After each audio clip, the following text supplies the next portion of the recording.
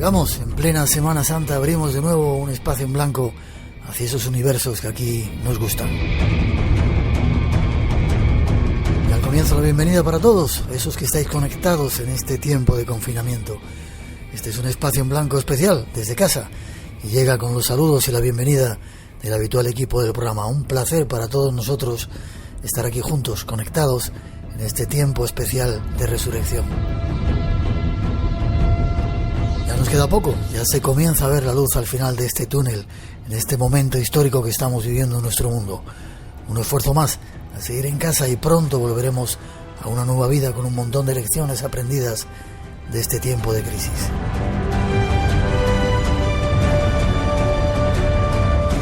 Y al comienzo abrimos redes sociales, eBlanco Radio en Facebook, Twitter e Instagram. El email del programa espacioenblanco@rtve.es y nuestro número de WhatsApp 633 50 50 11.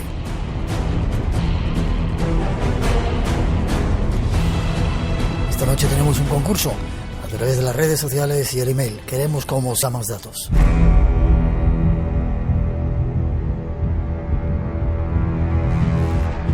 Comenzaremos con temas de actualidad, dos que han acaparado la atención de los medios en estos días. Predicciones de videntes y ovnis en el cielo. Extraña desaparición de un famoso personaje. El guardián del cementerio nos adentrará en su historia.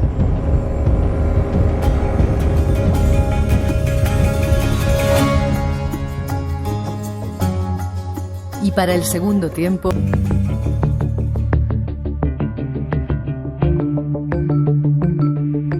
muchas cosas están pasando en estos días. Dos temas os hemos preparado, como os hemos anunciado, para comenzar esta hora especial del espacio en blanco desde casa, pero conectados. El primero tiene que ver con esa predicción de la vidente en una emisora de radio. Aquí está parte del audio que se filtraba en las redes y queremos aclararos algunas cosas. Bueno, va a ser un año difícil. El año 2020 va a ser un año difícil. La humanidad está en un momento de cambio, está en un momento de evolución espiritual y al mismo tiempo una recesión. Este año 2020 va a morir muchísima gente, Alex. Me sabe mal ser un poco fatalista, ¿no? Porque a veces podéis pensar que soy fatalista, pero no soy fatalista. La perturbación que siento en la Tierra en este mes de octubre, estoy sintiendo mucha perturbación a nivel de la Tierra, a nivel de la vibración, a nivel del bajo astral, por lo cual tiene que marchar mucha gente. Todo aquel que no haya ejecutado bien su plan, todo aquel que haya acumulado energías muy negativas, tendrá que morir, tendrá que marcharse. No quiero que os asustéis, tampoco ahora no quiero que viváis con miedo, porque son acontecimientos que vamos a vivir, sobre todo los primeros 6 meses del año 2020, que van a conmocionar un poco no solamente a España o aquí a Cataluña, ¿no? Sino que creo que es un poco a nivel global de todo el planeta, porque todo el planeta tiene que tener un cambio de conciencia, tiene que tener un cambio de vibración. Los seres humanos estamos como muy perdidos y tiene que haber algo que nos frene, que nos pare y que nos haga pensar. Morirà, dius, Luz, Déu meu, morirà molta gent, però morirà per quina causa? Per una guerra mundial, per una catástrofe natural? Què és el que passarà? Bueno, guerras no, porque ahora ya no estamos en esas guerras de conflictos bélicos, ¿no? Yo creo que eso ya sucedió en el pasado, ¿no? Yo más bien creo que ahora estamos más en guerras psicológicas de gobiernos y países y sobre todo cosas bacteriológicas. Tenemos la población muy envejecida.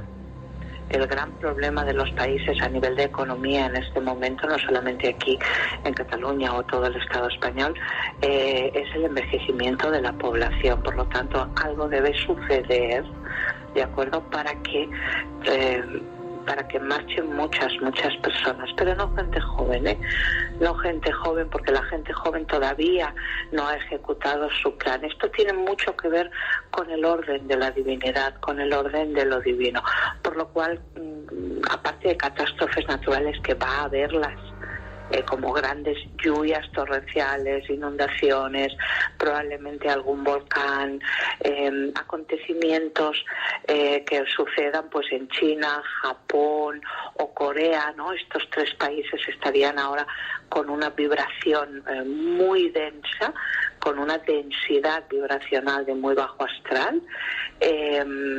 Yo creo que más bien puede ser algo bacteriológico. Perquè estaríem parlant d'un atac químic, d'un virus, de què podríem estar parlant? Pues no lo sé. No lo sé. La verdad no te quiero engañar porque a ciencia cierta no lo sé, pero puede ser algún virus o alguna de estas pandemias que ha asolado a la humanidad en la historia. Esa era la noticia y surgía la polémica. Se retiraba el audio y no teníamos nada claro lo que sucedía con esa predicción realizada el pasado año. En muchos medios se desmentía la noticia. Nosotros hemos tratado de recabar respuestas, hemos preguntado a algunos expertos y esto es lo que nos decían. Muy buenas, pues sí, desde maldita.es nos encargamos de desmentir todos esos bulos que circulan en nuestros grupos de WhatsApp y que ahora lo están haciendo, ojo, de manera masiva. Con la crisis del coronavirus hemos visto que también se ha desatado una pandemia de bulos y llevamos ya más de 380 desmentidos. Y uno de ellos efectivamente es el que decís, el de una supuesta vidente prediciendo el coronavirus en RAC-U en octubre de 2019. Que ya os adelantamos que es un bulo. Es mentira y se trata de un montaje. Este audio viral nunca se llegó a emitir en octubre de 2019 porque fue grabado después de la epidemia del coronavirus, es decir, fue grabado a posteriori. Lo importante aquí para nosotros es decir que la evidencia no tiene ninguna evidencia científica y que es una patraña pseudocientífica. Bueno, partiendo de esto, lo que hacemos es empezar a escucharlo. Y lo que vemos en ese supuesto programa es curioso porque hay 3 claves que son importantes tener en cuenta. En una de ellas, el presentador del programa, llamado Alex García, dice: hay una cosa que me gustaría recordar, y es que hubo un oyente que nos habló, que yo ni me acordaba, que nos dijo en el mes de octubre que en el programa Luz Arnau habló de algo de lo que pasaría en 2020. Vamos a escucharlo, dijo. Y nosotros, bueno, lo que hicimos fue efectivamente escucharlo también. ¿Y qué pasa? Que lo que hacemos es buscar en la página web de RAC-U en Mysteries, en el programa Mysteries, y vemos si acaso lo había dicho en octubre esa predicción, esa supuesta predicción. Y no encontramos nada. No encontramos nada en octubre, pero por si acaso decidimos irnos a noviembre. Por si acaso hay alguna confusión o alguien que se haya equivocado en esa grabación. A noviembre. También vamos a diciembre, a enero, a febrero, a los de marzo. Y todas las veces que hablaba no aparecía ese audio viral tal y como se estaba reproduciendo y llegando a nuestros números de WhatsApp. A raíz de ahí lo que hicimos fue preguntar al programa Mysteries de RAC-U para ver qué es lo que estaba pasando y qué es lo que podría suceder. Esto se lo preguntamos como en torno al lunes o al martes, y lo que nos dijeron es que el sábado en el siguiente programa darían respuesta. Ojo, pese a ser conscientes de que ese audio estaba viralizándose de manera masiva. ¿Y qué pasó? Que esa pasada madrugada tuvieron que confirmar que no se había emitido ese audio en antena en octubre de 2019. Y eso sí, en este momento ahora alegan que era por una mala calidad de la grabación y que el audio emitido es una actualización de lo que se habló supuestamente en octubre de 2019. Y ojo, hay que tener en cuenta que además desde la cadena RAC-U nos indican que Mysteries es un programa pagado. Además, también preguntamos a la supuesta vidente de qué es lo que estaba ocurriendo y no nos contestó explícitamente, pero sí, en su perfil de Instagram, en un vídeo que borró después, sí que decía que lamentaba lo sucedido y todo lo que había ocurrido y que si queríamos alguna, no nosotros, sino cualquier persona quería explicaciones, que le pidiésemos el audio original a la cadena. Bueno, pues hemos solicitado el audio original o el audio viral o alguna prueba y a día de hoy no hemos recibido ninguna respuesta, no hemos obtenido el audio original desde maldita.es. Con respecto al supuesto oyente que dice que oyó a Luz Arnau predecir esto, bueno, pues la excusa de los presentadores es que pudo confundir el programa de radio con un canal de YouTube que también tienen y en la que también habla y colabora Luz Arnau. Además, es importante porque lo que hacemos es no solo escucharnos lo de octubre, sino de noviembre, diciembre, y como ya hemos dicho, y en una de esas predicciones lo que hace es en diciembre, supuestamente, después de haber hablado ya en octubre, en ningún caso usa bacteriológico o virus en su intervención. Además, en las predicciones que hace en enero de 2020, un día de Reyes creo que era o algo así, pues también nunca usó en sus predicciones bacteriológico o virus. Sí habla de que podría caer un meteorito o no, o habla de que sí, que la humanidad puede morir mucha gente, pero nunca habla en esos términos como el audio viral tan preocupante que estaba circulando.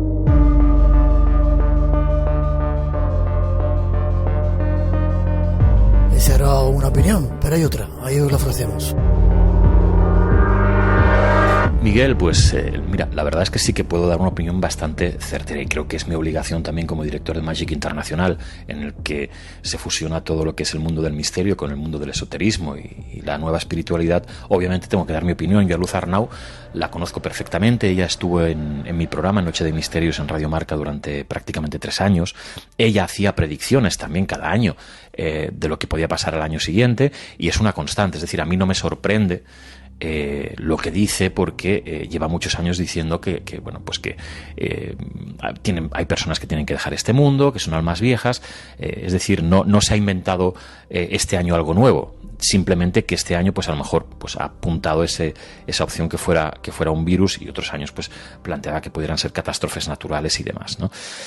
Aquí hay 2 cosas, una, mi opinión sobre lo que está sucediendo y otra si eso es un bulo o no es un bulo, ¿no? El tema de que sea un bulo o no, sinceramente, solo puede responder la emisora de radio que es RACU. Lo cierto es que ese programa del que ella dice, donde se hicieron esas declaraciones, no está en la página web de RAC. Según ella, me lo contó personalmente, porque el audio era de muy mala calidad. Ella se encontraba en México y se hicieron una entrevista telefónica y al notar que esa calidad era muy mala, se decidió no subir a la página web. Esa es su explicación. Y mi opinión al respecto, pues que en momentos así sí que a mí me gustaría dar un pequeño tirón de orejas, ¿eh? Yo la opinión, como te decía antes, el si se hizo o no se hizo, eso es una cuestión interpretable. Obviamente, si eso es un bulo, pues que caiga todas las consecuencias sobre las personas, por muy amigos o por muy conocidos o por muy fantásticas que sea la gente, ¿no? Esperemos que no sea así. Y luego el tema más complejo es el del momento, ¿no? El especular con este tipo de cosas, aunque fuera verdad, pero si tú no tienes el 100% de la garantía de poder demostrar que eso se dijo en su momento, hay que tener un poquito de cuidado, ¿no? Los medios de comunicación somos responsables, muy responsables. Deberíamos ser más cuidadosos en estos aspectos. Yo ya no entro ni tan siquiera en si eso puede ser verdad, puede ser mentira. Hay gente que puede ver el futuro, hay gente que no. Eso creo que queda a la libre opinión de cada uno y tampoco le podemos quitar a la gente la libertad de poder opinar y decidir al respecto. A ver, que a una distancia como de un palmo desde donde yo estaba aparecía otra luz con la misma intensidad.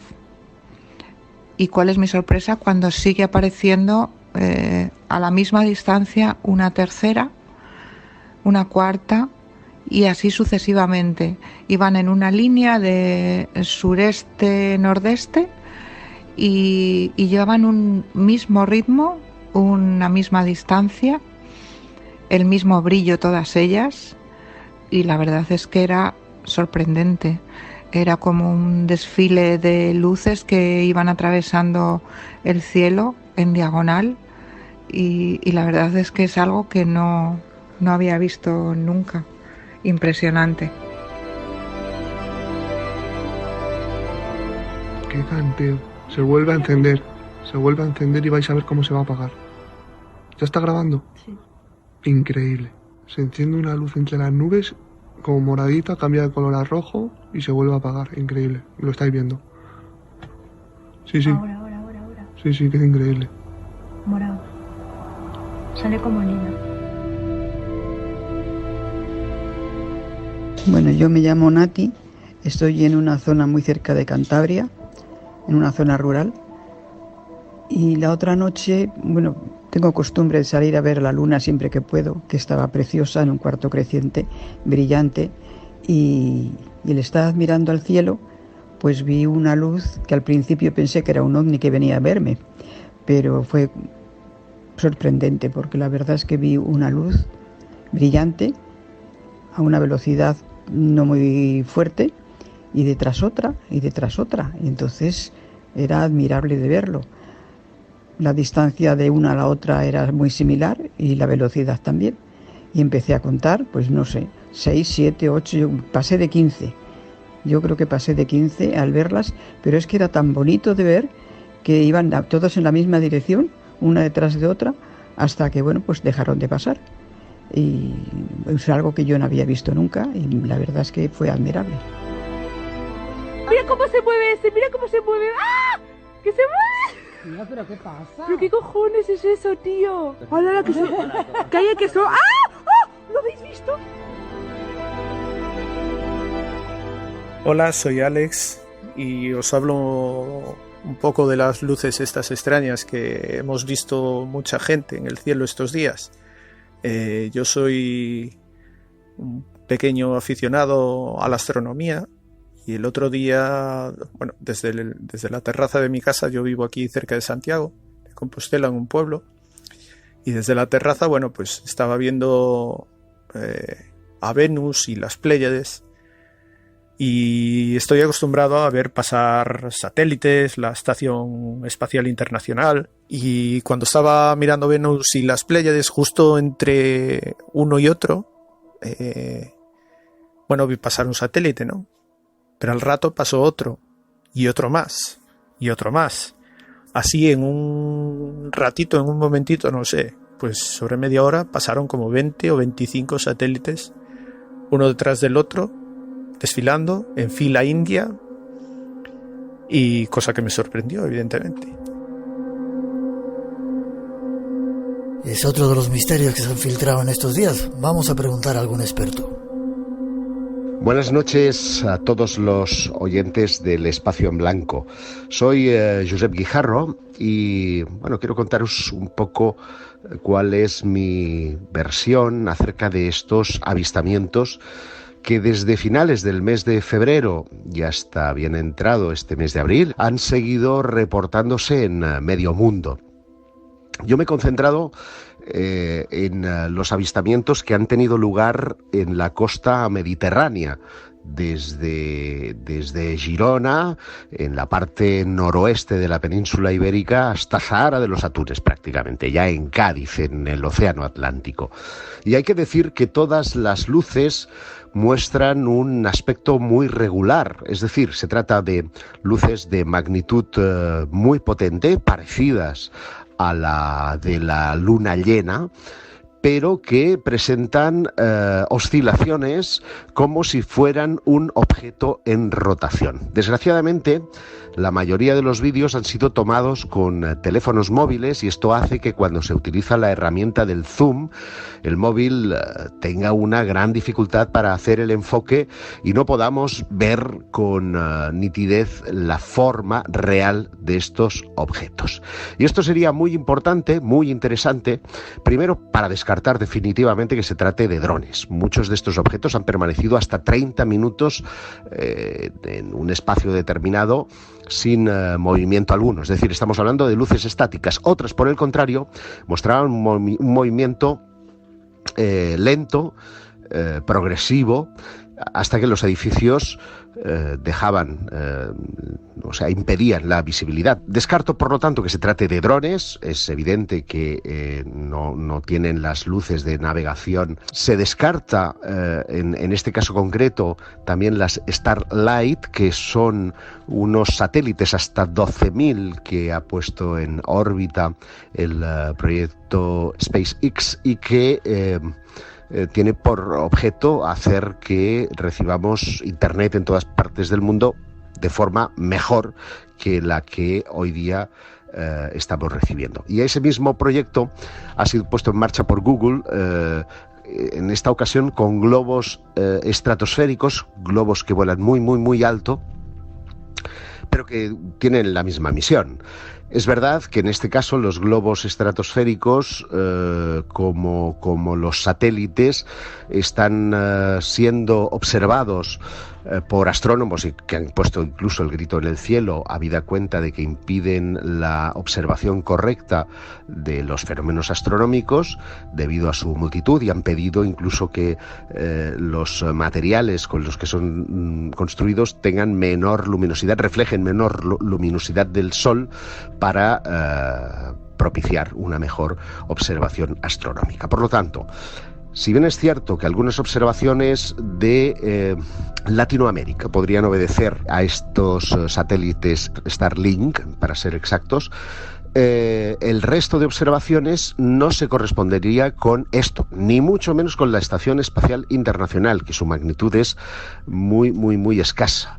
De manera que estamos ante una mini oleada de objetos no identificados. Alguno de ellos podrían ser confusiones con el planeta Venus, habida cuenta de ese largo lapso de tiempo, 30 minutos, y que el planeta Venus hoy día desde la puesta es visible durante 3 horas más debido precisamente a que refleja la luz del Sol. Y como no estamos acostumbrados a mirar a los cielos, muchos se sorprenden de ver una luz potente ahí en el firmamento, que es el lucero del albate, pero también la estrella del atardecer. De manera que esta es mi opinión. Habrá que seguir investigando, habrá que seguir conociendo qué cosas sobrevuelan nuestros cielos en este periodo tan aciago de confinamiento que le ha tocado vivir a la humanidad. Esa es la opinión de nuestro experto, pero el misterio continuaba. No solo se veían esas extrañas luces en muchas partes del mundo, también había sonidos.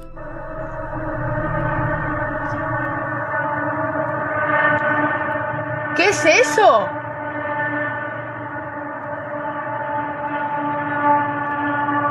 ¿Pero qué coño es eso? ¡Qué fuerte!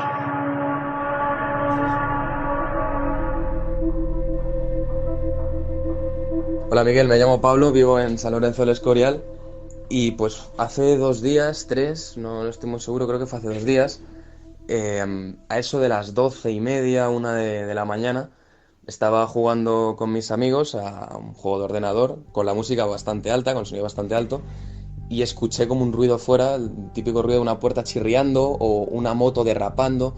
Es un ruido metálico muy muy fuerte.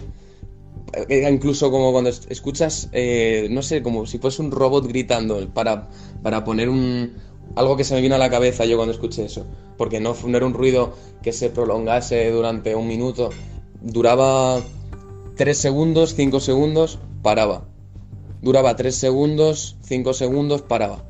Y así como 5 veces. Era como una especie de... Era un ruido muy raro. Muy muy raro. Un ruido metálico rarísimo. Y... de la calle. No sé si venía de la calle, de la casa de un vecino. Pero muy muy extraño. Muy extraño. Hola Miguel, soy Sandra de Madrid. Y anoche no pude dormir porque hasta toda la madrugada sonando un pitido muy fuerte que venía del cielo. Hasta con la ventana cerrada se escuchaba. No ha parado hasta las 5:15 de la mañana. Además con una frecuencia muy clara porque sonaba 40 minutos, paraba 20 y volvía a reanudar otros 40 minutos. Así como 4 veces. Y a ver si alguien lo ha escuchado también y nada, un beso muy fuerte. Muy buenas, me llamo Mireia. Hace aproximadamente un par de noches, creo que fue hace 2 noches o 3, como mucho, estaba por irme a dormir, estaba metida en la cama y empecé a escuchar un ruido bastante extraño, muy fuerte, que pensé que procedía de mi casa. Creía que alguno de mis hijos estaba escuchando algún vídeo a un volumen muy elevado. La sorpresa fue cuando salí de mi dormitorio y me encuentro a mis hijos preguntándome: mamá, ¿qué es este ruido? Procedía efectivamente del exterior. Lo definiría como un sonido, bueno, lo primero, volumen muy alto. Me sorprendió que nadie más estuviera asomado a las ventanas escuchándolo, quizás sería por la hora, porque sí, calculo que sería la 1:30 de la madrugada más o menos. Ruido metálico y como si estuvieran como si alguien estuviera como, no sé, como chirriando algo muy fuerte. Pero sobre todo era un ruido metálico. No sabría describirlo realmente muy bien, pero bastante impactante. De hecho, mi hijo, el mayor, que tiene 18 años, se quedó bastante parado y me dijo, me da muy mal rollo este sonido, porque es que realmente no tenemos ni idea de lo que era ni de dónde procedía. O sea, venía de fuera, sí, pero no venía de ninguna casa, era como que venía de todas partes.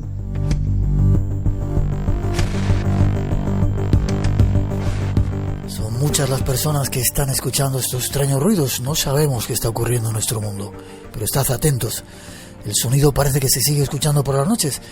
Si lo oís, mandar un mensaje. Ya sabéis, nuestro WhatsApp 633 50 50 11. ¿Y si sucediera esta noche? Lo desconocido te aguarda en un lugar. Espacio en Blanco con Miguel Blanco en Radio Nacional de España.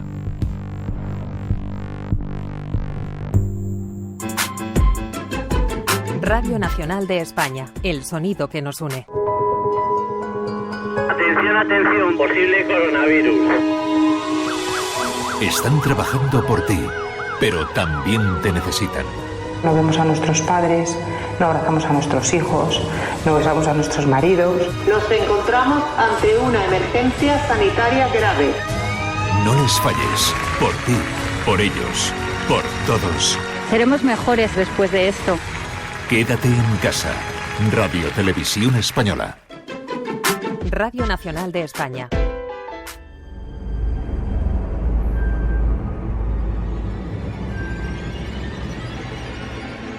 Dejamos ahí estos temas de la actualidad y nos vamos con más asuntos. En esta ocasión nos aguarda el guardián del cementerio y veréis qué curiosa e intrigante historia nos cuenta esta noche en este programa especial Confinados desde casa. Toma ya. Y sin embargo hoy nos has propuesto algo que no entiendo para nada. La extraña desaparición de Glenn Miller. Primero nos cuentas quién es Glenn Miller, para quien no lo conozca, que no sé si habrá alguien que no conozca a Glenn Miller, y qué pinta Glenn Miller en el guardián del cementerio. Bueno, Glenn Miller básicamente estamos hablando de las personas más importantes en el mundo de la música. Para la gente que es nuestros oyentes que nos estén escuchando esta noche, pues es una de las figuras más importantes. ¿Por qué? Bueno, Glenn Miller era un líder de una gran banda norteamericana, ¿no? Una big band norteamericana que para entender su importancia pues tuvo desde 1939 a 1942 nada menos que 16 números 1, pero es que encima tuvo en ese corto periodo de tiempo 69 canciones entre las 10 canciones más escuchadas. Por ejemplo, Elvis Presley tuvo solamente 38 y los Beatles 33. ¿Y ellos 69? Sí, entre las 10 primeras canciones, y fue absolutamente espectacular. Era el líder de una big band norteamericana. Él tocaba música swing, algo que, por ejemplo, aquí en Málaga pues nos gusta mucho. Somos un sitio donde hay muchos clubes donde la gente va a aprender y a disfrutar con el swing. Y bueno, yo siempre he sido un gran aficionado a este tipo de música. Sí, déjame Sergio, disculpa que pongamos un poco de su música para quien lo podamos situar y verás como nuestros oyentes seguramente se dan cuenta si no sabían. Plagada de misterios en su estancia en Inglaterra.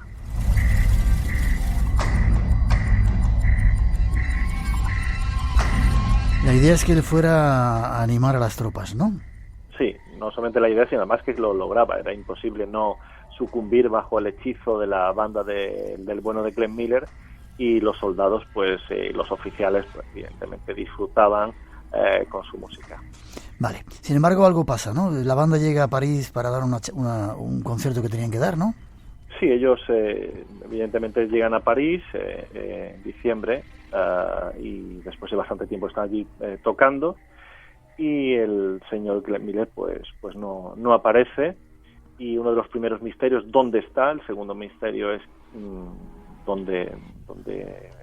qué le ha podido pasar y por qué se tarda tanto en dar la noticia de la desaparición de Glenn Miller. Dime una cosa antes de nada, ¿por qué te has interesado tanto por Glenn Miller? ¿Es uno de tus músicos favoritos, me decías? Sí, básicamente porque Glenn Miller, soy un gran amante del rock and roll, y la gran tradición de la música de las big band americanas y el rock and roll no llegan a tocarse, porque cuando el rock and roll empieza a nacer y a tener éxito, las big band van muriendo, ¿no? Solamente en los años 80, en el año 1990, para más concretamente, el líder de la banda Stray Cats hace una banda que se llama la Brian Setzer Orchestra, donde combina las dos tradiciones, las big bands americanas con el rock and roll, y por primera vez un guitarrista, en este caso Brian Setzer, empieza a versionar muchas de las versiones de Glenn Miller y de otros clásicos norteamericanos, y el resultado es espectacular, y creo que es conveniente que la gente entienda de dónde viene el origen de este proyecto.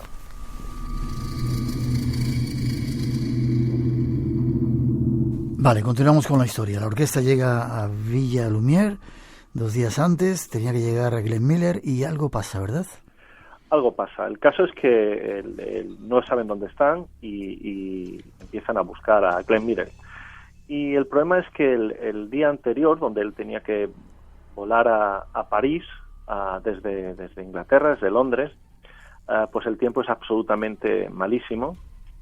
Pero a pesar de todo, pues el Glenn Miller es forzado a volar junto a su piloto John Morgan, que incluso le dice que los pájaros hoy se quedarían en tierra, ¿no? Hacía un tiempo de perros, ¿no? Sí. Montan el avión con un tiempo terrible, como digo, y los 3 hombres tienen que salir en dirección al Canal de la Mancha para llegar a París. Uh-huh. ¿Y qué ocurrió? Bueno, aquí el avión absolutamente desaparece. Y existen pues 3 teorías. La primera es que un avión de las Fuerzas Armadas británicas la había derribado por error. El segundo teoría es que le había encontrado la muerte concretamente en un prostíbulo de París. Incluso se llegó a rumorear que los propios norteamericanos habían pagado a uno de sus doctores para que falsificara la forma en la que había muerto. Y la tercera es que había sufrido un accidente la propia aeronave donde viajaba Glenn Miller en aquel fatídico día. Y lo curioso es que no se dio a conocer su desaparición y su muerte hasta mucho tiempo después, ¿no? Cosa que inquietó a la familia. Sí, evidentemente no solamente no se sabía lo que había pasado, aunque tiene una explicación bastante racional, ¿no? La familia no sabe dónde está Glenn Miller, sus músicos no saben, sus superiores no tienen ni idea de lo que le podía pasar, pero en el primer momento pues se sabe que algo grave porque no da señales de vida. Uh-huh. Volvemos un poquito atrás. Está en Normandía, el tiempo era malo. Miller, tengo aquí los datos, se acercó al avión, habló con el piloto y, como tú dices, el piloto le dijo: ni los pájaros salen hoy a volar. Exactamente. El problema de que nadie sabía dónde estaba el avión de Miller es porque el propio piloto presentó a sus superiores un plan de vuelo, un plan de vuelo que fue rechazado, pero un superior pues le dijo que tenía que volar porque se tenían que llegar a París para las tropas que venían del desembarco de Normandía después de haber liberado a París, y tenían que llegar. Entonces, pues una de las teorías que se dio fue que uno de los Lancaster británicos que sobrevolaban la zona tenían que, en una misión hacia Alemania para descargar sus bombas, se tuvieron que volver por el mal tiempo, y al volver, al tener que no podían aterrizar con esas bombas dentro, empezaron a descargarlas, y una de ellas habría derribado al Norseman, donde viajaba Glenn Miller en compañía del piloto. Esta es una de las primeras teorías, pero hay más. Espacio en Blanco. Cada madrugada de sábado a domingo, la magia del misterio te espera en Radio Nacional de España. Tú has estado analizando un poco los datos y los momentos y no coinciden mucho con esta teoría, ¿verdad? No coinciden, por la sencilla razón que yo he hecho una investigación sobre lo que realmente ocurrió, ¿no? Estamos hablando que los Lancaster sobrevolaban la zona donde arrojaron las bombas a las 14:42, ¿no?, de aquel fatídico día, como digo. Y el avión de Miller salió del aeródromo a las 13:55 a una velocidad de 155 millas por hora. Eso, evidentemente, haciendo un cálculo matemático simple, pues coloca el avión de Miller en una zona diferente, porque los Lancaster ya la habían abandonado. Por lo tanto, no han podido coincidir, y Glenn Miller no murió por una bomba británica, sino por una cosa mucho más simple, porque evidentemente también he descartado la posibilidad de que Glenn Miller muriera en un prostíbulo en la zona de Picol, en París. Parece que John Miller no solamente era músico, ¿no? Quizás fuera algo más. Sí, vamos a ver. Muy poca gente sabe esto, ¿no? Pero Glenn Miller trabajó para los servicios de inteligencia norteamericanos, ¿no? Y es que yo en la investigación que he realizado sobre su muerte y especialmente sobre su vida en Gran Bretaña, él tenía como contacto a David Niven, que creo que nuestra audiencia sabrá que es un famoso actor inglés, que se había unido también al esfuerzo bélico de su país, ¿no? ¿Y colaboraban juntos entonces como...? Sí, exactamente. Era una persona del enlace entre las fuerzas aliadas y este señor, que además era miembro del grupo secreto de Phantom, el Fantasma. Era una especie de grupo especializado en operaciones secretas en la retaguardia de los países ocupados por los nazis, ¿no? Parece que incluso David Niven salvó a la banda de Miller del bombardeo de Londres. Sí, exactamente. Cuando empezaron a caer los primeros B-1 en Londres, en Gran Bretaña, pues ciertamente en la zona de Mile End, pues el propio David Niven pues movió los hilos para sacarlos de allí. Tanto es así, los sacó de allí que al día siguiente uno de estas V1 pues impactó en el mismo edificio donde estaba Glenn Miller viviendo en Inglaterra junto con su banda y otros oficiales y mató a 25 personas. Sigamos con la historia, si te parece, Sergio. Montan en el avión, a pesar de que todos los augurios no son favorables, ni los pájaros salían ese día, pero ellos montan en el avión. ¿Qué ocurre? Bueno, hoy sabemos básicamente que aquel día el Nosma de Glenn Miller pues fue avistado por un chaval británico de 17 años, que se llamaba Richard Anderton, que solía apuntar todos los avistamientos de aviones mientras trabajaba en el aeródromo de Butley, eso está en Reading, en Inglaterra, ¿no? El hoy difunto pues localizó este avión, señalizó en su blog la altura estimada y el tipo de avión, ¿no? Era el 15 de diciembre de 1944.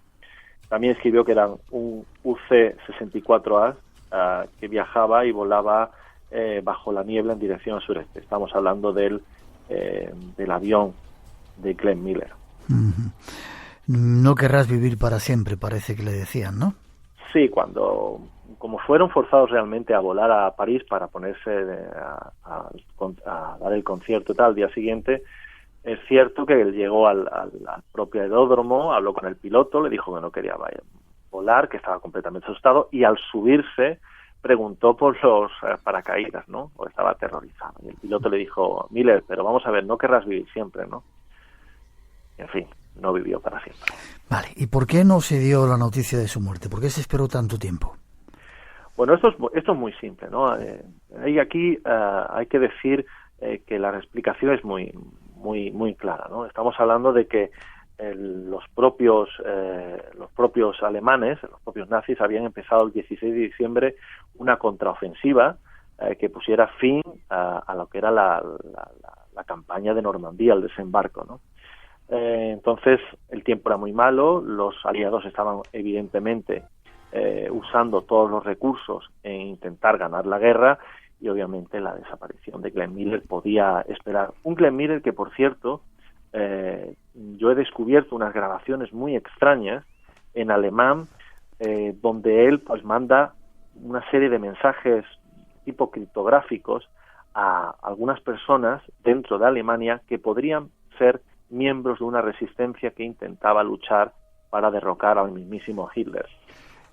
Unas grabaciones que solamente salieron a la luz en 1996 y que más o menos pues nos viene a decir, escuchamos al propio Miller hablando alemán diciendo aquello: dejemos que las flores hablen por sí solas, y luego una voz femenina de mujer replica: habrás querido decir, querido Miller, dejemos que la música hable por sí sola. Un mensaje que de alguna manera enlaza con aquellos que daba Josephine Baker en el norte de África, porque también había llevado comunicados secretos tras las líneas enemigas. Desgraciadamente no sabemos exactamente qué significaban estos mensajes tan crípticos, pero sí sabemos que él colaboró también con esta resistencia. También hoy sabemos por qué murió y de qué forma murió el bueno de Glenn Miller. Sí, aclarar la vida y muerte de un personaje como este. Sí, muchísimas gracias. La verdad que La historia de Glenn Miller merece contarse. Él murió, obviamente su avión se estrelló no solamente por el mal tiempo, sino porque luego el propio carburador de unos aviones que hoy sabemos que tenían ese tipo de problemas cayó al mar y desgraciadamente pues Glenn Miller no vivió para siempre como él hubiera querido, pero su música, su swing, pues sigue tan viva como en aquel lejano día de 1944 en el que su avioneta volaba bajo unas nubes que, como siempre digo, aunque pérfidas, no iban cargadas con las aguas del olvido. Y hoy, aunque no sea desde un cementerio, sí lo hacemos desde el cielo, donde está obviamente Glenn Miller, y el mejor homenaje que podemos hacer en esta madrugada mágica para los oyentes, seguidores de Espacio en Blanco, es seguir escuchando su música. Seguro. ¿Forma de contacto contigo? Pues como siempre, en mi blog en Rebelde del Sur y en el Descodificador de Misterios en Facebook me pueden encontrar para lo que quieran. Gracias, Rebelde. Gracias, guardián del cementerio. Muchas gracias. Seguimos desentrañando misterios. Hasta muy pronto.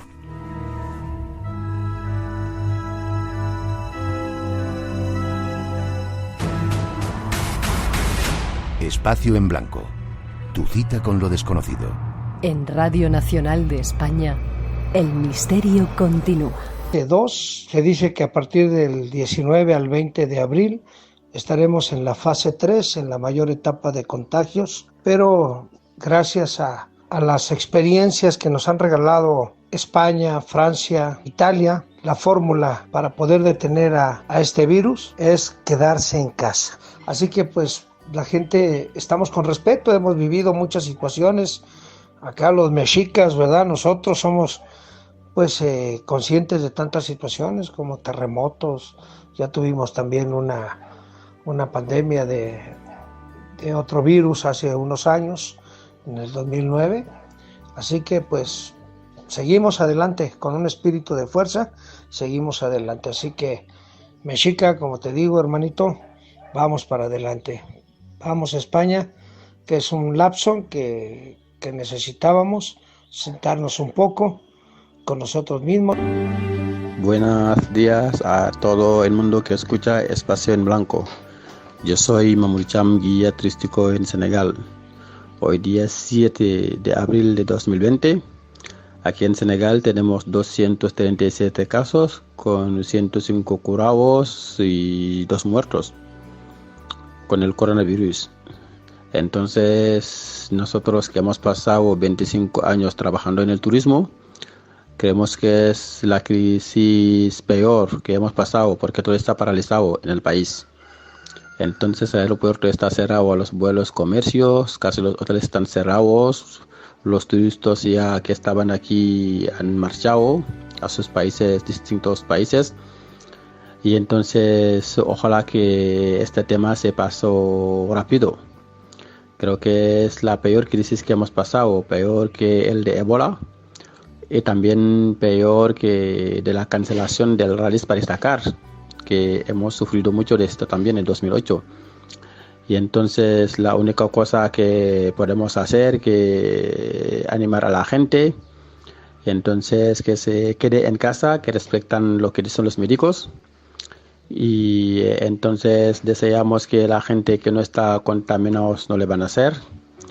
Deseamos que la gente que está en los hospitales que se cura rápido y que pueden ver su familia, sus amigos, que la gente que está muerto, que Dios los lleva al paraíso porque le merecen. Y entonces muchas gracias y ánimo al personal medical del mundo. Bueno, ánimo, un abrazo a toda la gente que escucha Espacio en Blanco y deseamos que este tema pase rápido y que nos encontramos para brindar. Un saludo.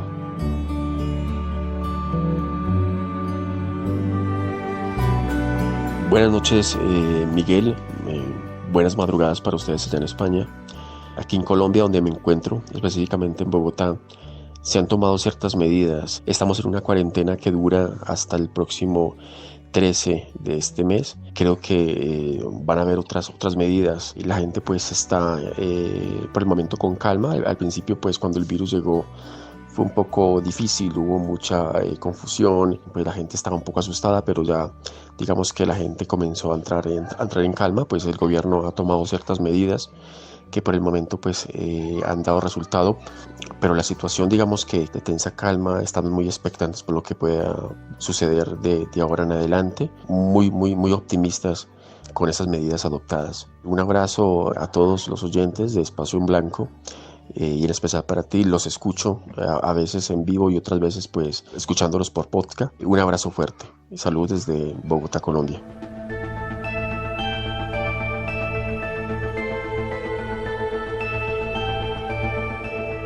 Llega el momento de hacer una pausa, llega la actualidad, las noticias. Nosotros seguiremos en unos minutos desde casa, conectados en este programa especial del Espacio en Blanco aquí en Radio Nacional.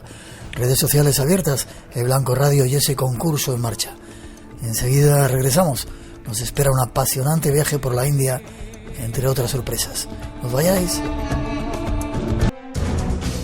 Volvemos. Después de la información regresamos en este tiempo especial viviendo una situación histórica en todo el planeta en el que estamos parados, confinados, y en este instante en el que se celebra en casi todo el mundo el momento de la resurrección. Desde casa, pero conectados al Espacio en Blanco. Los saludos en esta segunda hora para todos los que seguís unidos en esta aventura, en esta, como digo, semana especial en todo el mundo. Tenemos una hora de misterio si queremos seguir juntos, pero ya sabéis, desde casa, viviendo minuto a minuto este tiempo de confinamiento. Y para comenzar nos vamos de viaje hasta la India, nuestro guía, todo un maestro, Agustín Paniker. Junto a él vamos a descubrir enigmas interesantes de este gigantesco país. Y luego el viaje continúa con mujeres que abrieron fronteras. Esas son las intenciones, algo que comienza. Nos vamos por fin de viaje hacia ese país, continente que dicen que es la cuna de la espiritualidad. Esta noche tenemos un guía de excepción, Agustín Paniker. Buenas noches, Agustín. Hola, buenas noches. Te habrás quedado tranquilo con el pedazo tocho que has escrito. Me he quedado vacío. Vacío. Nos llegó un libro hace tiempo. Yo tenía, antes de nada decirte, te tenía muchas ganas, Agustín. Y un poco la excusa ha sido este libro que nos ha llegado a la Sociedad de Castas, Religión y Política en la India. Un trabajo increíble, ¿no? Sí, de muchos años, ¿eh? Es un trabajo de por lo menos 15 años, sí, ¿no? de estudio y de escritura. No me extraña. Eres editor, escritor, profesor de varios másteres y posgrados sobre la religión, la sociedad y la historia de la India y el sur de Asia. Y has escrito algunos libros como El jainismo, Indica, los Sikhs y El sueño de Sitala. ¿Por qué ese interés por la India? Bueno, mira, yo hace ya como 20 o 25 años la convertí en mi foco de interés personal e intelectual y como escritor. Pero claro, mi vínculo con la India viene de lejos.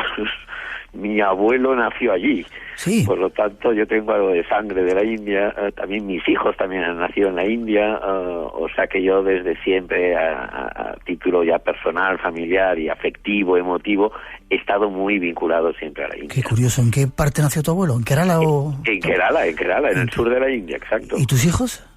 Mis hijos, uno también ha nacido en Kerala y mi hija ha nacido en Maharashtra, un poco más cerca de Bombay. No es mal sitio para nacer ese de Kerala. Dime una cosita, hay una foto en tu libro súper impactante. Yo le preguntaba a micrófono cerrado, se lo digo a nuestros oyentes, que si la había hecho él, ¿no? Una cara preciosa de una mujer con esa tez que tienen los seres de la India del Sur, y me dices que tiene casi 100 años. Sí, la fotografía, sí, la de la portada, más de 100 años. Es del archivo colonial, es de una tribu del sur de la India, de las montañas Nilgiri, que está en frontera entre Tamil Nadu y Kerala, y creo que es una foto de la década de los 1870, por lo tanto tiene casi 150 años esa foto, pero es de una modernidad y de una actualidad y de una fuerza, y por eso, mira, la escogí para la cubierta. Qué bonita. ¿Tú perteneces a alguna casta? Porque en algún sitio esto que te hacen esa pregunta, ¿no? Paniker, ese apellido no es catalano. Bueno, el apellido no es catalán, ¿no? Yo ya no pertenezco a ninguna porque yo ya soy un mestizo, ya no soy un castizo, que es de donde viene la palabra casta, del portugués y del castellano, y se diferencia de mestizo. Pero yo ya no pertenezco a ninguna porque ya soy muy mezclado, pero el apellido Paniker efectivamente es un título de casta, es lo que quizás podríamos llamar una subcasta de una de las grandes castas guerreras de Kerala, del sur de la India, porque las castas son siempre locales, y es la casta Nair, o Nayar a veces se escribe, que es una casta bastante grande, y los Panikar tradicionalmente eran guerreros, eran maestros de artes marciales. O sea que ya ves que yo no me he dedicado a la profesión de mi casta. Te iba a decir, ¿no se te ha quedado nada de ello? Poco, yo soy un poco marcial, o quizás soy marcial con la escritura, porque ahí sí que doy guerra.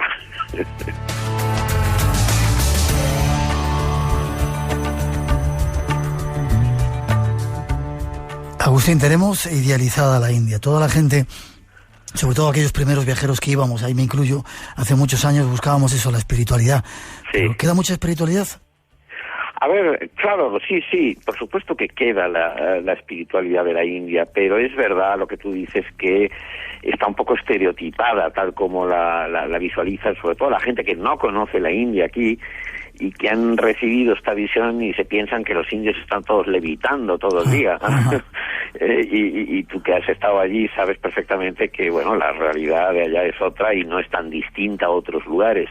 Pero sí que es verdad, no solo que tiene unas grandes tradiciones de sabiduría y de espiritualidad, sino que en la vida cotidiana, en la India profunda, en la gente que no tiene gran cultura, o no tiene gran cultura alfabetizada, pero en cambio tiene gran cultura de la vida, yo ahí he encontrado formas de espiritualidad que quizás no son el yoga, ni es la filosofía Vedanta, ni son las cosas más sofisticadas, pero sí que he encontrado unas maneras de vivir la vida, incluso en condiciones muy difíciles, a veces muy precarias, con mucho dolor o con pobreza, y en cambio una sabiduría que eso yo sí le llamo espiritualidad. Por lo tanto, sí que hay mucha espiritualidad en la India, pero a lo mejor no en los grandes ashrams o centros de espiritualidad. Hay que buscarla, ¿verdad? Saber buscarla como casi siempre.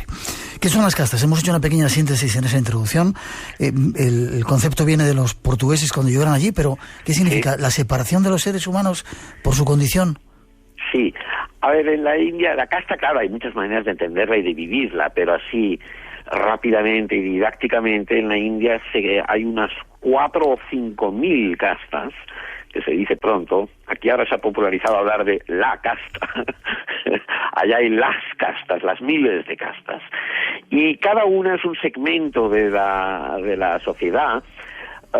Algunas son pequeñas, de unos miles de personas, pero hay castas de decenas de millones de personas. La que antes mencionaba de mi familia, los Nayars, pues pueden ser unos 6 o 7 millones, pero hay castas de 40 y hasta de 50 millones. Por lo tanto, son segmentos enormes que se perpetúan, se prolongan por una serie de reglas de matrimonio, con tendencia a la endogamia. Por lo tanto, uno nace en una casta determinada porque es hijo de padre y madre de la misma o muy parecida casta. Además, históricamente han estado vinculadas a profesiones o a oficios, aunque hoy en día esto ya no es ni mucho menos evidente. Y luego, como última característica, cada uno de estos grupos tiene una serie es un universo cultural en sí mismo. Tienen sus templos, sus rituales, sus festivales, sus formas de alimentarse, de vestir, sus joyas, tienen sus mitologías, sus textos. Hay cosas que las comparten con otras castas o con otra gente del pueblo, pero hay muchos de estos elementos que son propios de la casta. De ahí que yo en el libro lo ligue en muchas ocasiones de forma didáctica. Quizás lo que más se parece aquí sería lo que aquí llamamos grupo étnico. Una casta tiene bastante de etnicidad. Por lo tanto, ya ves que es un complejo importante en la identidad de los indios. La idea que tenemos un poco aquí en Occidente es que las castas sirven para discriminar a los hindúes. ¿Es cierto? ¿Hay discriminación por castas? Hay discriminación por casta. O sea, a ver, con lo que he dicho hasta ahora, hay que entender que todos los indios están muy orgullosos de su casta, O sea, la casta no es solo discriminación, esto se tiene que quedar muy claro, Nadie quiere renunciar a su casta, ni los de más arriba o los de más abajo. Lo que es verdad, efectivamente, que dentro de ese universo de la casta no solo hay esas divisiones horizontales, sino que también hay unas divisiones verticales, que eso es lo problemático del asunto de las castas en la India. Y ahí hay una serie de castas que históricamente, y aunque hoy esto está más atenuado, pero sigue sucediendo, han sido marginadas, oprimidas, excluidas, explotadas por las castas superiores o por las castas que están por encima, y eso es lo que ha generado tensiones y es lo que le da al sistema de castas indio la mala prensa que tiene. Aunque, como antes decía, no todo es oscuro, también hay partes muy interesantes dentro de la casta. Hoy, desgraciadamente, no tenemos mucho más tiempo, pero te emplazo para seguir hablando de este tema apasionante, si quieres, en otro momento, ¿te parece? Claro. Si te tratamos a gusto en el programa. Dime una cosa, ¿la casta más elevada cuál sería? ¿Brahmanes? ¿Sacerdotes? Sí, bueno, lo que llamamos brahmanes sería una macrocasta. Está formado por unas 700 castas que a sí mismos reivindican el estatus de brahman. Brahman sería una clase, es la clase sacerdotal, litúrgica, letrada, la que también son las familias que han mantenido los saberes tradicionales, sean en gramática, en filosofía, en música, en danza, en política, en arquitectura, y eso está formado por unas 700 castas que se llaman a sí mismas brahmanes. ¿Sí? Son las que están, muy importante, ritualmente por arriba, pero no quiere decir que sea la clase alta, no confundamos casta con clase. Ya. Y la casta más, la casta más baja, ¿cuál sería? Los intocables. Esas son las que llamamos aquí genéricamente intocables, aunque en India este término está ya muy en desuso y prefieren muchos de ellos llamarse Dalits. Así como de brahmanes hay como unas 700 castas, de castas Dalits o intocables hay unas 1200. En total los Dalits representan unos 200 millones de personas, que se dice pronto. Eso en la India solo es el 16 y pico % de la población, ¿no? Pero eso es el conjunto de castas que históricamente han sufrido discriminación, exclusión, por el mero hecho de haber nacido ahí. Ya, y dime una cosa, ¿uno puede cambiar de casta? Si yo nazco intocable, ¿puedo llegar a ser brahman o eso está vetado? No. Lo que uno puede ser brahman y pobre y puede ser intocable y rico, Eso es lo que hay que entender muy bien, porque aquí tendemos a proyectar. El primer caso es bastante común, el segundo no tanto. Tendemos a proyectar nuestras ideas de clase social, que en la India también existen, por supuesto, con las de casta. Casta tiene mucho de pedigrí, de alcurnia. Muchos brahmanes tienen un estatus ritual o religioso muy alto, pero en términos económicos o socioeconómicos están en la clase media o incluso en la clase baja. Por lo tanto, nadie pretende cambiar de casta. Sí que las mujeres, al casarse, y si se casan con un marido que no es de su propia casta, que es lo más común, pero hoy en día se abre un poco el círculo matrimonial, a veces adquieren la casta del marido. Pero si no hay cambio de casta. Lo que puede haber es cambio de clase social, pero no de casta.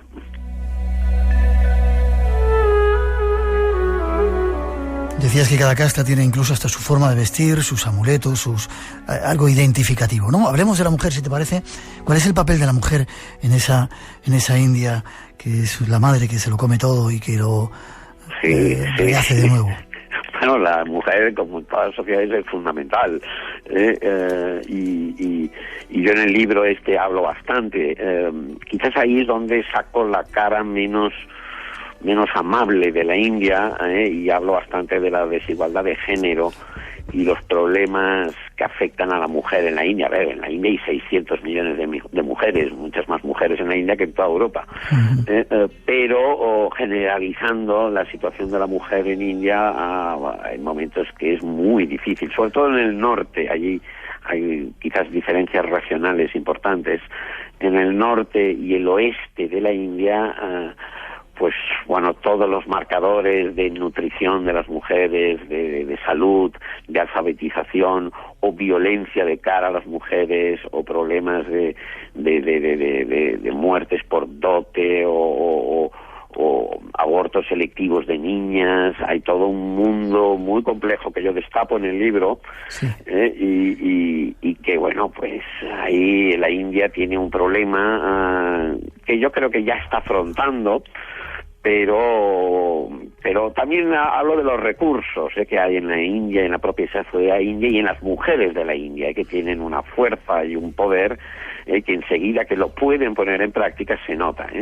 En un momento vamos a hablar de ese aborto y de esa serie de cosas que cuentas en tu libro, pero es curioso, cuando uno viaja por la India se encuentra a las mujeres que son las que están trabajando, por ejemplo, partiendo piedra, picapedreras en mitad de, cargando con unos cestos, que eso no puede casi nadie con ello.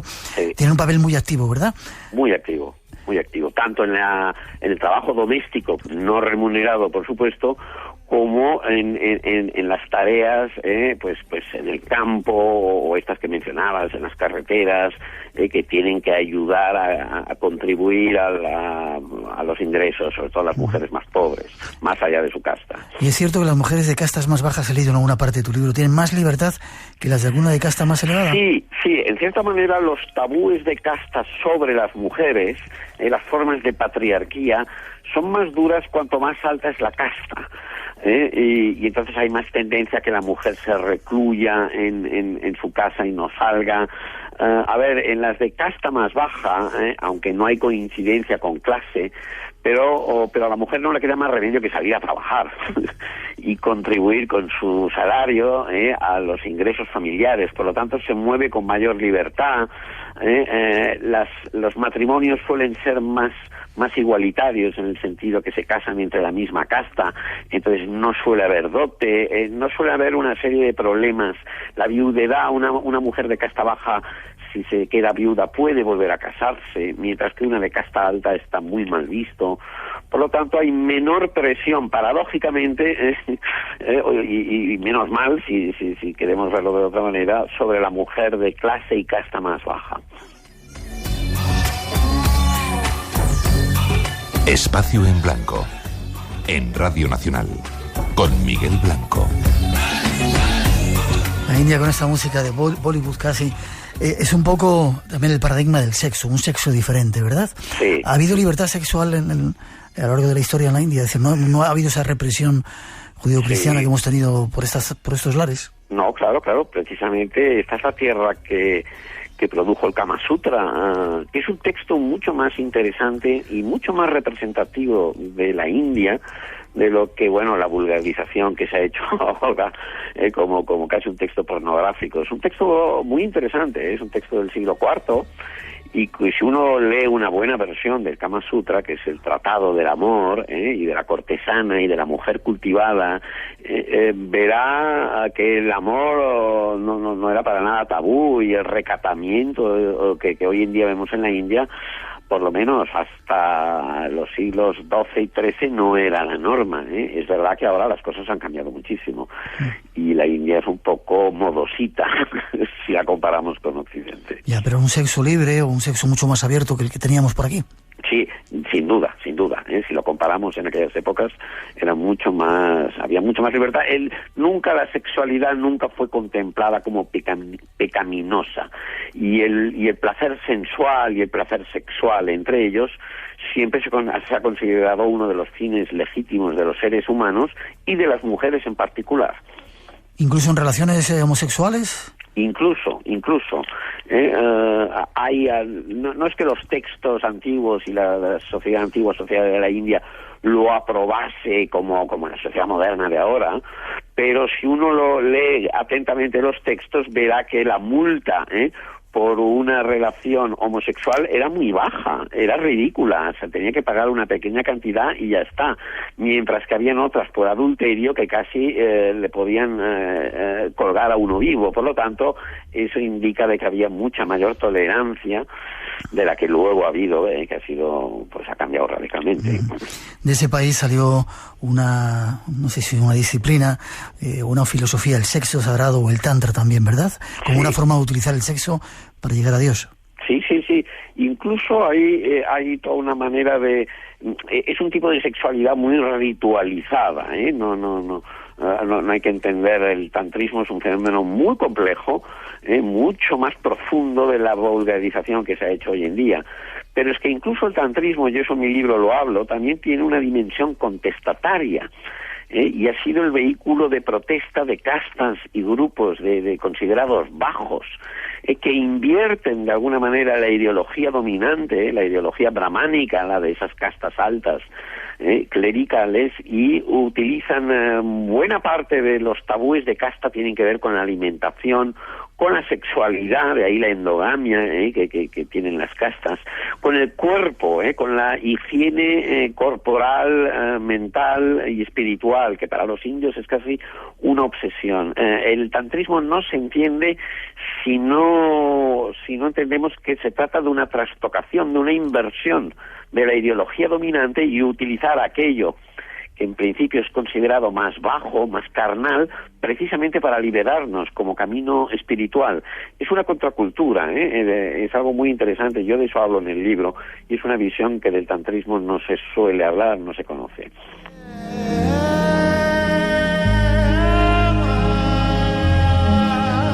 Mil millones de cosas de hablar de esa sociedad de castas en la India.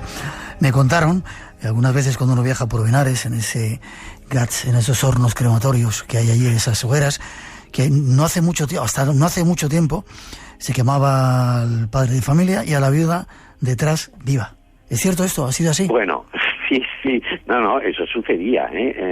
Esto fue ilegalizado en 1820, aunque ha habido algún caso, pero vamos, yo no enfatizaría demasiado ese aspecto, porque eso es entonces dar una visión barbárica de la India y excesivamente exótica. Pero sí que sucedía, sobre todo en las castas de guerreros. Esto es muy propio de las castas marciales, y que viene de que antes de que capturen a la mujer, una vez pues hay un tipo de muerte en campo de batalla, y la mujer se autoinmola, y eso luego ya pasa a otro contexto, y es la práctica que allí llamaban la sati. Eso fue ilegalizado en los 1820, aunque luego se han ido dando algunos casos, pero vamos, son casos bastante aislados. Tengo que hablar con tu permiso de dos cosas que no son muy bonitas, ¿no? Lo de los abortos que se producen en niñas, y sobre todo también ahora sigue ocurriendo. Sí, ahora ocurre más. Por las nuevas tecnologías, digamos las ecografías, aunque eso es ilegal, pues una cosa es lo que sea la legalidad, sí hay aborto selectivo de niñas, especialmente en el norte de la India y en la zona de Delhi, en el Punjab, en el Rajasthan, en toda esa zona hay un déficit de niñas, de mujeres. ¿Y por qué, Agustín? Porque es una sociedad muy patriarcal, en el sentido en que la herencia pasa de padre a hijo, y las propiedades y el negocio, las hijas van a casarse con otro marido e irán a vivir a casa de otra familia.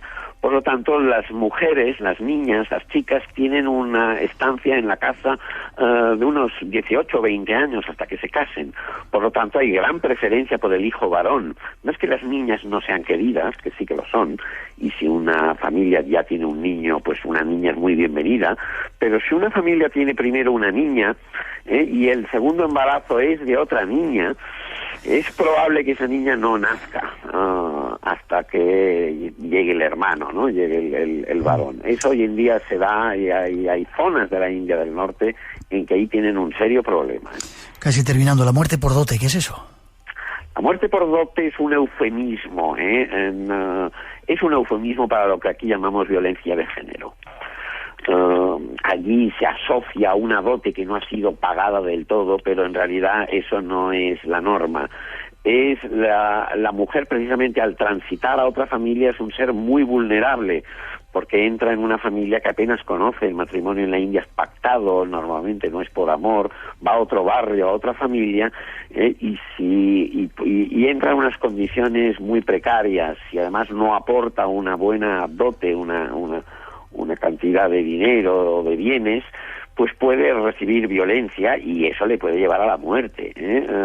Se parece a lo que aquí llamamos violencia de género. Y últimamente muchas noticias que vemos en los informativos hablan de violaciones, gran cantidad de violaciones en la India. ¿Por qué? Sí, Violaciones en la India lamentablemente no solo ocurren allí. Yo prefiero darle un poco la vuelta, porque si no acabamos en un amarillismo un poco desenfocado, que tampoco sería correcto. Violaciones lamentablemente ocurren en la India, y ocurren más de lo que hasta ahora se decía. Lo que ahora nos viene en las noticias, y eso es la buena noticia, de que por fin eso ha dejado de ser un tema tabú y oculto y del cual no se hablaba, y hoy en día la opinión pública, los medios de comunicación de la India empiezan a hablar de esa violencia subterránea que quedaba tapada en el pueblo, en la familia, en la casta, y que ahora sale a la luz pública finalmente. Por lo tanto, ahí yo soy razonablemente optimista. Yo creo que la India ya no va a tolerar una serie de actitudes, de tics, y eso es gracias a que hay una nueva clase media urbana que ya no puede admitir que a la mujer se la pegue, se la viole y hagan una serie de actos de violencia atroces que pueden ocurrir en la India. Ojalá sea así. Sí. Ya casi para terminar, se nos termina, o sea, que concluye el tiempo, Agustín. Cuando estás viendo los GADs o algunos de los oficios más bajos, digamos, hay determinados individuos que se dedican a ello. Y alguien me contaba que eran de una casta inferior y que habían elegido ese trabajo. ¿Determinados individuos, no te he escuchado bien, que se dedicaban a? Por ejemplo, a echarle el cadáver al fuego y a coger luego las cenizas en los... Sí, todo lo que tenga que ver con la muerte en la India, en muchas culturas del mundo, es considerado impuro. Y en la India esas tareas han sido reservadas a intocables, a castas bajísimas, lo cual nos lleva a la paradoja, precisamente en una ciudad sagrada como Benarés, donde va mucha gente a morir, que algunos de los grupos de sacerdotes que dirigen los crematorios son inmensamente ricos. Bueno, algunos son multimillonarios, ¿sí? Pero no dejan de ser de una casta intocable, porque se ocupan de una función que es retirar, es cremar el cadáver, y eso está considerado un trabajo propio de castas muy bajas, ¿no? Por lo tanto, ya vemos ahí, ese es un ejemplo que ilustra muy bien las paradojas y la complicación de la India, que alguien que realiza la tarea considerada más denigrante de todas pueda ser al mismo tiempo un millonario.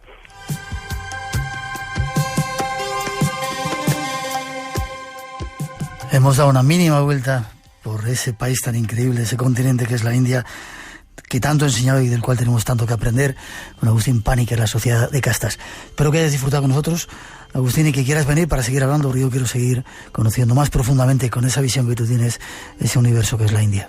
Encantado, por mí, otra vez, encantado en volver. Dinos forma de contacto contigo. Bueno, siempre a través de... Hay webs, hay la mía personal, que es agustinpaniker.com, o la de la editorial, donde yo publico mis libros, que es editorialkairos.com. Pues muchas gracias, te saludo, como dicen en la India, namaste. Namaste, muchas gracias. Te deseo lo mejor y estamos en contacto. Fuerte abrazo, Agustín. Muchas gracias. En Radio Nacional. Radio Nacional de España, el sonido que nos une. Las tardes del fin de semana pueden seguir siendo especiales, diferentes. De Carlos V, de Carlos I, ¿no? A Juana. Disfruta de la radio viajando por el mundo a través de la historia. Después, frente al pelotón de la literatura, el coronel Aureliano Buendía o el cine, convertido en el largometraje más visto. Todas las opciones están en tus manos. Quédate en casa con Radio Nacional. Radio Nacional de España.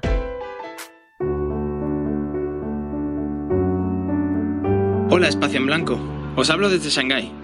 Aquí ya podemos salir de casa, aunque algunas restricciones siguen en pie, como llevar mascarillas o que nos midan la temperatura en los lugares públicos. Desde el final del túnel, quiero animaros para aprovechar esta cuarentena para dos cosas principalmente. La primera, con el frenazo, tenemos la oportunidad de observarnos con mucha más calma y con mucho más tiempo, y creo que es un buen momento para trabajar en eso. Y la segunda, aprender. Hay mogollón de recursos online y mogollón de cosas que podemos hacer aprendiendo los unos de los otros a través de libros, a través de un piano que tengamos en casa, una guitarra, otra serie de cosas, herramientas, etcétera. Creo que es un buen momento para añadir nuevas habilidades o para prepararnos en cosas que nos interesan y que nos preparan para lo que vendrá después de la cuarentena. ¿Y qué vendrá después? La carrera económica ha terminado y tras la competición, viene la fiesta del compartir y de la colaboración. La fuerza eres tú. Espacio en Blanco, en Radio Nacional, con Miguel Blanco. Regresamos de la India y el viaje continúa desde casa, pero con nuestra imaginación, ese poder, el mayor poder del ser humano, y con la seguridad de que cada día nos queda menos de este encierro. Mientras sigues en nuestra compañía, aquí en Radio Nacional, en el Espacio en Blanco. Y ahora nos vamos de viaje con mujeres que abrieron fronteras. Nos lo ofrece nuestra próxima invitada. Nos vamos a ir a encontrarnos con ella. Vive en Barcelona, hace un tipo de turismo que se ha puesto de moda, que se llama Turismo Dark. Miriam del Río es su nombre. Buenas noches, Miriam. Buenas noches. ¿Cómo te gusta meterte en sitios raros, eh? Me encanta, ya lo sabes. ¿Cómo te gusta? Cosa de hombres, pero como, bueno, algunas no se contentaban con quedarse en casa, pues dijeron, oye, voy a acompañar al marido, al trabajo, otras veces pues la mujer se hartaba del marido y se marchaba, aunque también te tengo que ser sincera, esto era lo menos habitual, y también podía ser pues que a lo mejor enviudara y se decidía a recorrer mundo, ¿no? Pero claro, todas estas mujeres, claro, en una época que la mujer nacía para cuidar el hogar, educar a los hijos y atender al marido y ya está, pues tú imagínate, cuando una mujer que en aquella época se presentaba en sociedad, se esperaba que en los 3 años siguientes se casara. Si no se casaba, ya le iba a tocar pues cuidar enfermos, claro, cuidar enfermos, estudiar canto o hacerse misionero, vaya, en el mejor de los casos. Uh-huh. No sé si te he presentado diciendo que eres periodista y compañera y que escribes libros de ese tipo como de Turismo Dark, que fue el último que escribiste, ¿verdad? Sí, un exitazo por el tema y la verdad que me lo pasé súper bien escribiéndolo. Vale, tú también has viajado mucho, estás viajando mucho, pero el tiempo en el que esas mujeres viajaban no era como ahora, que había aviones esos súper sencillitos, ¿verdad? ¿Nos situamos en el siglo XIX o quizá antes? Bueno, nos vamos antes, porque viajeras han existido a partir de, digamos, las grandes viajeras a partir del siglo XVIII, ¿no? Pero mira, yo te he escogido 3, si te parece. Empiezo con Lady Montagu, que fue una dama inglesa que nació en 1689, y ella fue la primera mujer en romper moldes y viajar a Oriente.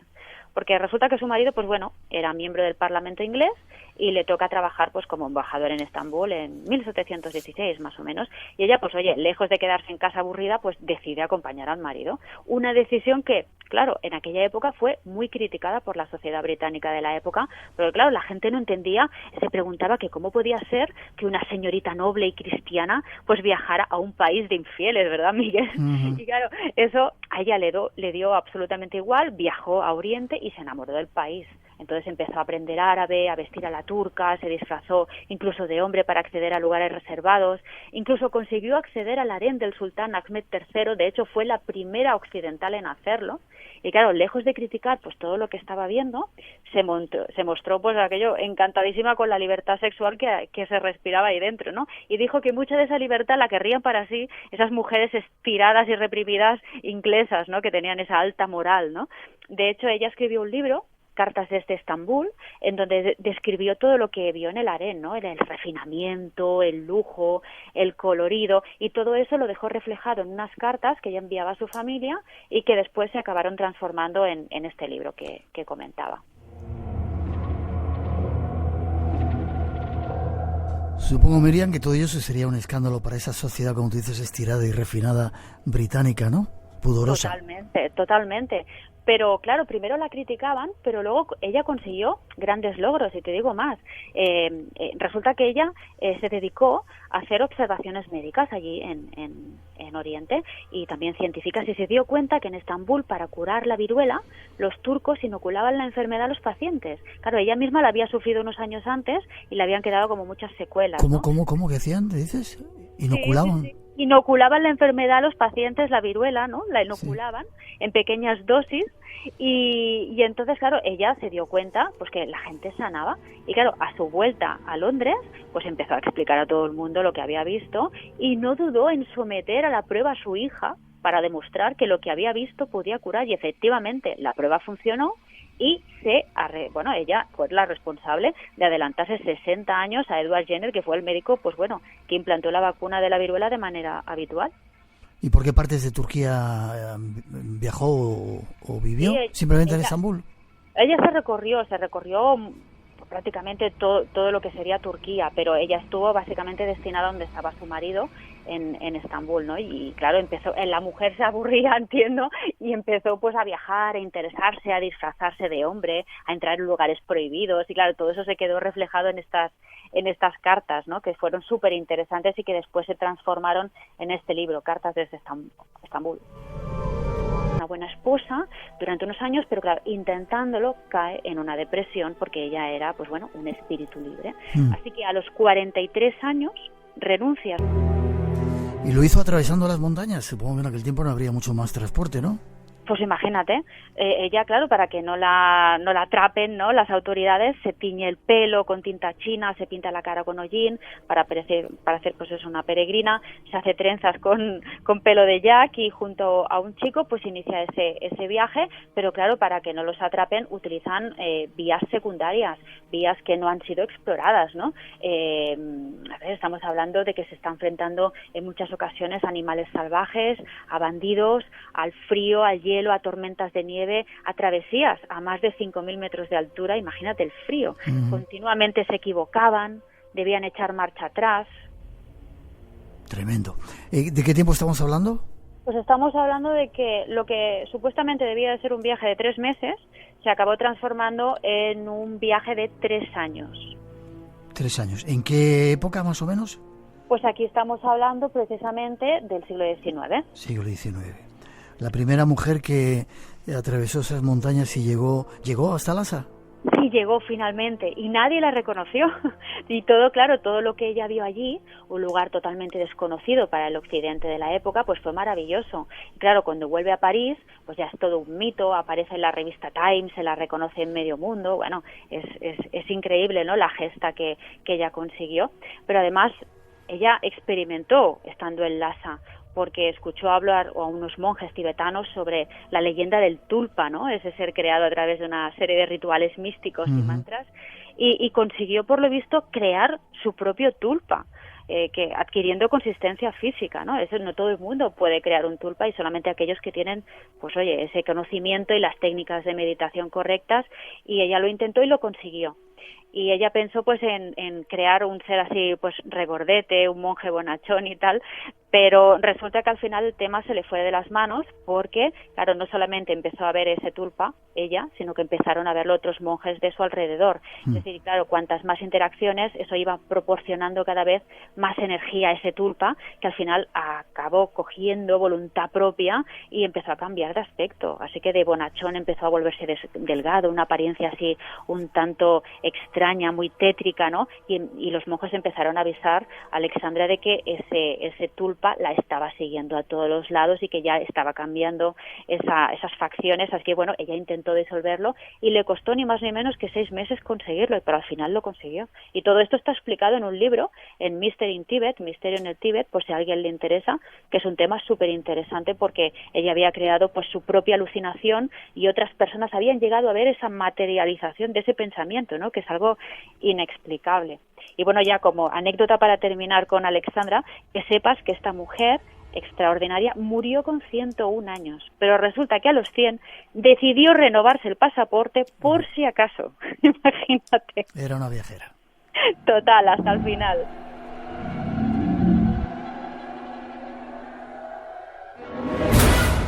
Lo curioso, Miriam, de Alexandra es que abrió esa puerta prohibida a muchos occidentales, ¿no? Porque según tengo entendido, muchos de los monjes la aceptaron en su círculo. Sí, la aceptaron totalmente como una más, porque claro, ella se había pasado 2 años en Sikkim, ya hablaba tibetano fluido, además tenía a su compañero, su guía y amigo, a Yongden, que estaba con ella y que la guiaba, y entonces, claro, ella ya había estudiado todo lo que era el budismo y tenía un conocimiento muy profundo. Creo que estuvo también viviendo en una cueva aislada durante meses, o sea que ya había hecho una serie de meditaciones que le habían abierto un poco el campo, la perspectiva, y la aceptaron como una más. Mujeres viajeras esta noche con otra viajera, nuestra compañera Miriam del Río. Nos queda la última por ahora, Amelia Earhart, también otro personaje increíble, ¿verdad? Sí, un personaje increíble y muy misterioso, ¿no? Todo lo que sucedió con ella. Ella fue la primera mujer piloto que cruzó el Atlántico en solitario y una de las personas pues más famosas en el mundo cuando desapareció. Así que claro, todo lo que pudo suceder con su avión ha sido, pues bueno, fascinación a lo largo de todos estos años, ¿no? Hablamos hace poco con nuestro compañero, nuestro piloto, sobre el caso de Amelia y ha vuelto otra vez a la luz, ¿no? Porque se han reencontrado cosas, pero bueno, cuéntanos. Quería dar la vuelta al mundo por el Ecuador, ¿no? Sí, ella, bueno, era su gran sueño, ¿no? Dar la vuelta por la parte más ancha, por el Ecuador. Ella era una chica de Kansas, pues así de aspecto un poco andrógino y tal, y era una mujer muy especial, interesada, pues bueno, muy interesada en las actividades que tradicionalmente eran asociadas a los hombres, ¿no? Y ella quería demostrar que se podía ser aventurera sin dejar de tener estilo. Y entonces, pues bueno, cuidaba mucho su imagen, se diseñaba ella misma los pantalones que llevaba, las chaquetas esas de piel tan características suyas, se las diseñaba ella. Además ofrecía entrevistas, se codeaba con estrellas de Hollywood como Cary Grant o Claudette Colbert, ¿no? En la época impartía conferencias por todo el país y animaba a otras mujeres a volar y a perseguir sus sueños, ¿no? Por tanto, era mujer ya feminista de aquella época, ¿no? Así que bueno, pues en 1932, como ya sabes, pues inicia su viaje, que fue realizando por etapas y todo fue bien hasta que salió de Nueva Guinea en dirección a esta isla Howland, en medio del Pacífico, a la que nunca llegó. ¿Iba sola? Iba con su compañero, con el copiloto, ellos dos, y nunca llegaron allí. La última comunicación que tuvieron por radio fue con los guardacostas, ¿no?, de Estados Unidos, a los que les dijeron que estaban teniendo dificultades para encontrar esta isla, la isla Howland, y que casi no les quedaba combustible. Y desapareció la comunicación.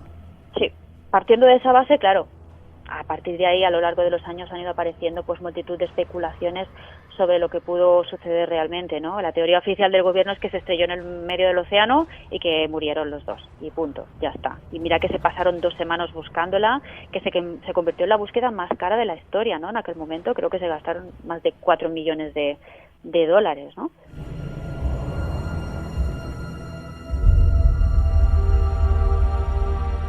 Sin embargo, Miriam, parece que ha habido nuevas noticias últimamente, ¿no? Se habían encontrado, nos contaba Iván Castro, nuestro compañero, algunos restos en una isla como si hubiera sobrevivido al accidente.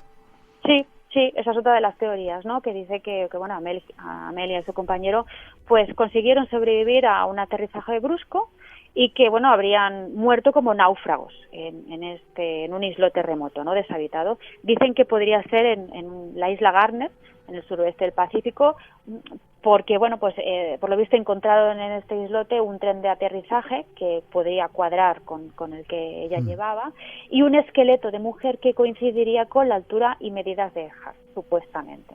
Pero bueno, es que hay más teorías, ahí cada vez vamos más rocambolesco, más raro, porque claro, hay otra teoría que dice que bueno, que Earhart y el copiloto Noonan pues aterrizaron en las Islas Marshall, que fueron hechos prisioneros por los japoneses y que murieron cautivos en Saipán. Y todo esto se basa pues en esa fotografía famosa, borrosa, que hay de ellos en el atolón supuestamente de Halluit, en las Islas Marshall, que supuestamente, pues eso, siempre supuestamente muestra a Earhart viva. Qué curioso.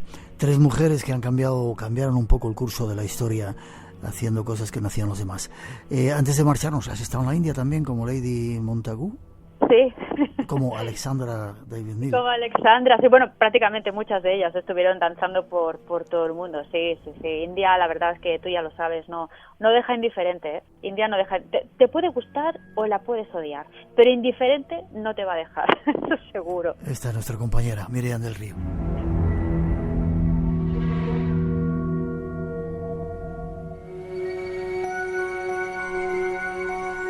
Tenemos que terminar, Miriam. Mucha gente nos pregunta dónde se puede... Yo estaría contigo un montón más de rato, ¿eh? Me debes lo del paseo por Barcelona, ¿vale? Te lo debo. En cuanto pueda que vaya para allá, me enseñas... ¿Hay muchos lugares misteriosos en Barcelona? Claro que sí, supongo que sí. Pero ¿enseñáis muchos lugares curiosos? Pues mira, mostramos, por ejemplo, el Hospital del Tórax de Tarrasa. Que como ¿hasta allí vais? Sí. Tenemos una ruta guiada precisamente que nos lleva a todo lo que es el Hospital del Tórax. Entramos dentro del antiguo hospital y explicamos un poco en lo que se ha convertido hoy en día, que es el Parque Audiovisual de Cataluña, donde se ruedan, pues claro, evidentemente muchísimas películas de terror, misterio, suspense, claro, porque ya el lugar pues da para ello, ¿no? Vale, pues me lo debes, ¿vale? Te lo debo. Y luego algunos oyentes nos preguntan dónde encontrar el libro de Turismo Dark que sé que escribiste. Sí, Turismo Dark, pues bueno, se puede encontrar, por ejemplo, en Amazon. En Amazon lo pueden encontrar. Y ¿Ponen tu nombre y con eso vale? Claro, sí. Pueden poner Miriam del Río, ponen Turismo Dark, Turismo Oscuro, y ahí lo encuentran seguro. Sino también en la FNAC y en muchos lugares, Casa del Libro, etcétera, etcétera. Vale. Que sigamos viajando, Miriam. A sitios oscuros, pero con la luz que tú tienes, ¿vale? Un placer, Miguel. Un beso grande. Hasta prontito. Chao.